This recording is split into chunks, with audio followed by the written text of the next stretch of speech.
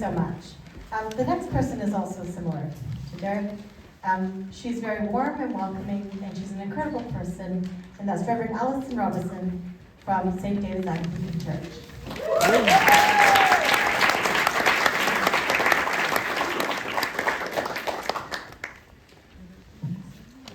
Kia ora tātou, ngā mihi mahana, kia koutou. What an awesome turnout tonight. Just thank you so much for your support of the campaign. It was so encouraging for those of us who've been involved, and obviously really encouraging for the Resene workers. So as you know, I'm from St. David's, which is a little Anglican church just down the road around the corner, and Google Maps tells me that Resene is 220 metres from our church entranceway. So just to you Resene workers, we want you to know that we are so strongly in behind this campaign for the living wage, and we have been praying for you and for this campaign. So kei te mihi, kei te mihi, kei te mihi. Just before I launch into the bulk of my talk, I just want to share a little feel-good story. I had a text from a friend up in Tamaki Makaurau this morning, and she just was texting me and she said, look, could you just say a little karakia for me, because tonight I'm meeting with the board of my community centre and I'm asking them to pay the workers the living wage. And she said, I know you're in behind all of this, so I thought it'd be good to get you to do a karakia. She didn't know that we had our hui tonight as well. But I just thought it was really lovely to know we are part of something bigger. And right as we speak, there are others around the motu who are also having similar conversations to see others receive the living wage, which is pretty cool. God's intention is that all people would flourish, but the stories that we've heard tonight haven't been ones of flourishing, in spite of the workers' long commitment and loyalty to Resene. This campaign is about paying the living wage, and so I've got a definition of the living wage here for us. It's an hourly rate of pay that aims to ensure workers and their families can afford the basic necessities of life, enabling them to live with dignity and participate fully in society. This is not about excess, it's just about the basic necessities.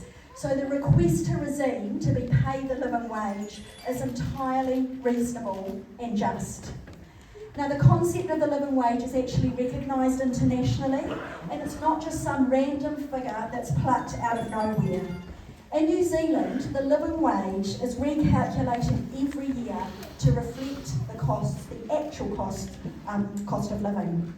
And we've heard tonight that the current wages at Resene are not sufficient to meet today's cost of living. Nick Nightingale, the Chief Executive, has responded to this campaign with two key criticisms about paying the living wage, and I actually want to challenge both of them. His first criticism is that the living wage is a blunt instrument, meaning that it's too general, it's not precise, can't pay everyone the same, and I want to say that that completely misses the point. The living wage is not about precision, where every worker has to be paid exactly the same. Rather, it's about a base rate showing a broad commitment to ensuring that all workers earn a decent income that reflects the actual cost of living and allows them to participate fully in society. Workers need to be assured of a basic level of economic security. So for Mr. Nightingale to critique the mechanism of the living wage is missing the human dignity issue which is at stake here.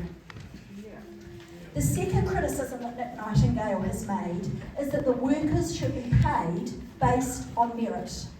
Now, a merit-based income is all well and good, but only provided that's over and above a decent income of the living wage in the first place.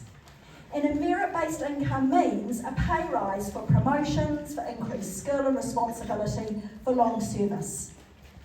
But our stories tonight have not reflected a merit-based income, which Mr. Nightingale claims that he pays. Our story from Margaret illustrated how woefully Resene do not acknowledge merit when a supervisor, after 11 years' service, is being paid slightly over the minimum wage. I think this is absolutely outrageous and quite simply morally wrong. We heard from Tarek tonight that the competitors down the road are paying the living wage for the exact equivalent jobs as the speakers here. So, Resene are not keeping up with their competitors, they're not paying according to merit, and they do not pay a wage that allows their workers to meet living costs.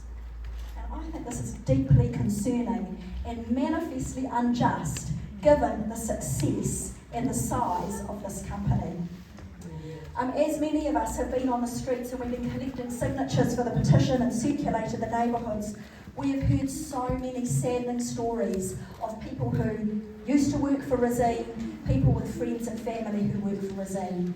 And the stories weren't pretty. And we've also talked to people who've been so outraged they want to take their business elsewhere. Mike Durkin, the Chief Financial Officer, was in an interview at the end of last year, and in that interview he was quoted as saying, "Resene are a people company and they look after their families." But this is at odds with the stories that we've heard this evening, and the workers are not feeling looked after. And unhappy workers means a sour workplace culture. Poor pay and a lack of warm relationship between management and workers really damages goodwill. And I don't believe that Mr. Nightingale really wants workers who resent the place they're working in and they only stay because of a tough job market and because there's not many other options. There are many studies out there that show employers who put the well-being of their workers at the heart of their priorities. And what those studies are showing is better mental health, higher productivity and quality of life among workers. And we want that for Resene too. I want to know that Resene is an ethical company, and as such a big, successful New Zealand company, I challenge Resene to show some moral leadership amongst big businesses and lead the way in this company about what commitment to employees looks like. And paying the living wage is the best tangible way of demonstrating moral responsibility towards the workers. We don't want to hear another sad news story in the suburb of Naenae that God loves, especially when it concerns a situation that actually can change. And I think we all want success for Resene, but success is much more than the profit that is brought in. True success is where everyone can flourish, all the workers, regardless of who they are. True success is where relationships amongst staff are healthy and respectful and dignifying. True success would be for Nick Nightingale to flourish by being known as a fair, humane employer. And so tonight, we're all here adding our voice to the voices of those who've so bravely spoken out. Thank you guys.